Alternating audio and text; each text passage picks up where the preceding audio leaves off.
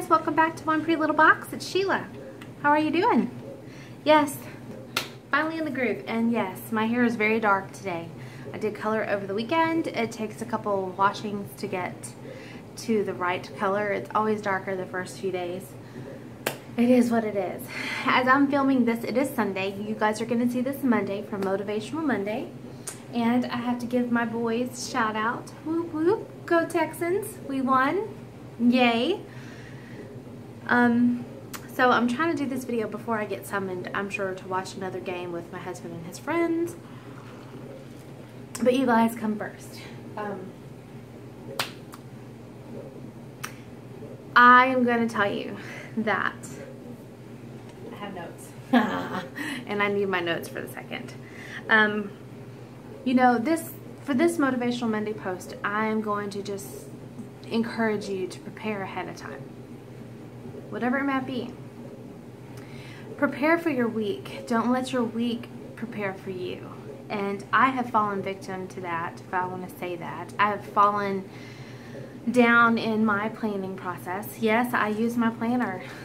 Let me rephrase that. I have planned in my planner, but I haven't always used it. In the last month or so, since school got back going, you guys haven't gotten as many videos as I've been putting out lately. And that's on my end. I'm not planning for those. Yes, I'm planning the videos that I want to share with you, but I'm not planning the time to do them. And I'm not using my time as wisely. Mind you, we are, like I said, you guys know we have a puppy, and when I get home from work, she dominates a lot of my time.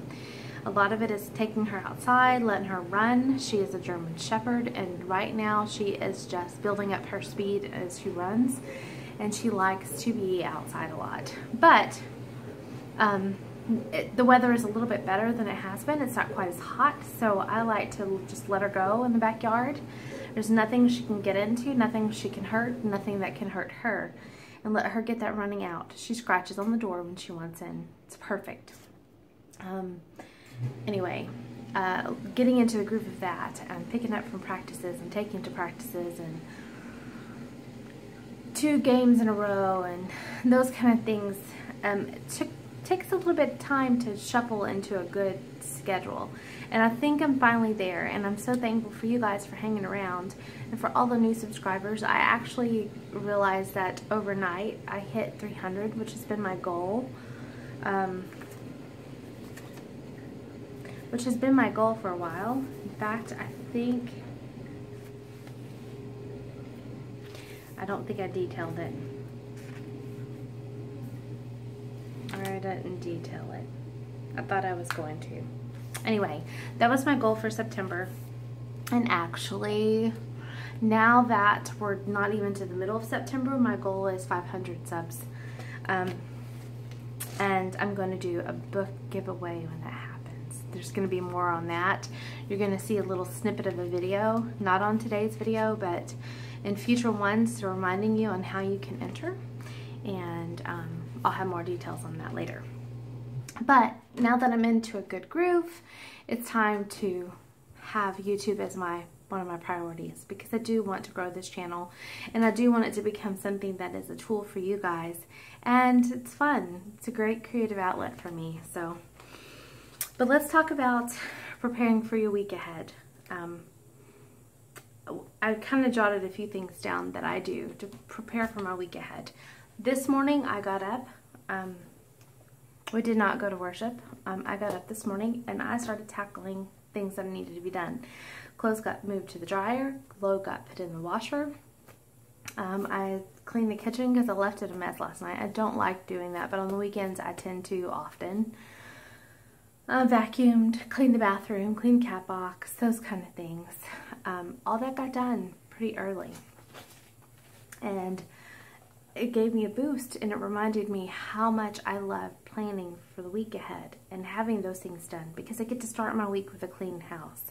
I get to start my week having a clean kitchen and laundry done and other things taken care of. And it just makes a huge difference in my Monday mornings than if I don't take that time to do it. So the very first thing that I wrote down was to plan your dinners. For me, dinner time seems to be the biggest issue. We are all coming and going between my husband working, me working, the kids at school, and kids have practices. Some days I work late, some days I don't. And we have a dog and a cat in the mix, and I'm picking up and taking and those kind of things. And so for me to have dinner planned and ready and prepped if I need to prep it, or at least out defrosting, getting ready to go, if those things are done, then I'm one step ahead. I know what's for dinner. I'm not going through a drive-through. And if I know that it's a late day for me, there's something going in the crock pot, or it's going to be an easy meal. If the boys have a game, I'm going to prep it ahead of time, put it in the oven, and set it to bake if it's a casserole or something similar. And it will start, hold on, she's scratching, let me go let her in. It's nice to have someone home to let the dog in. Okay. But on their game days, I like to have a casserole in my oven. I set my oven and it will just start at about the time that I know their game ends. Home games, Shelby, the tripod is not yours to eat. On home games, I know that they can come home after their game and they don't have to wait for their other team. Sometimes I let them stay and watch, kind of observe. Sometimes I don't. They stayed last week, they're not staying this week, they're going to come home. So what I will do is set dinner to cook or to finish baking about the time their game finishes. That way when I get home I can gather the rest of the things and move forward. And you guys know I'm a planner junkie. I use my Erin Condren planner. On it I do the weather, I figure out what is a good night to use the grill outside, what is a good night not to, what is a great night for soup, blah blah blah. And then I plug in the things that we're doing when we're home, and that also goes in to make sure I have a dinner made and prepped. Mind you, it's all on paper. I know how life goes. I know the universe will throw different things at you, and there are times when your plans are going to get changed, and I am okay with that because I'm not so set in my ways that it has to be my way all the time. So, plan your dinners. That's the biggest tip I can give you. The next thing, of course, I put on my list was to clean, which, like I told you this morning, I got everything done. I need to finish folding a load of laundry when it's dried. And I need to clean up the kitchen after dinner. That's about it, which is nice. And then I put on here, know where you're going.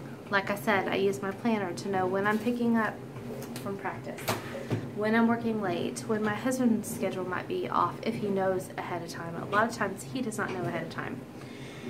If I know the kids have plans, they have a birthday party, they have a lock-in or something like that, it goes in my planner so I know where everyone is all the time. There's never a doubt in my mind that they'll be picked up, someone will bring them home, I will take them, whatever it might be. That is already planned. And if I do it the weekend before the next week and it's set to go, Monday is smooth. Hold on.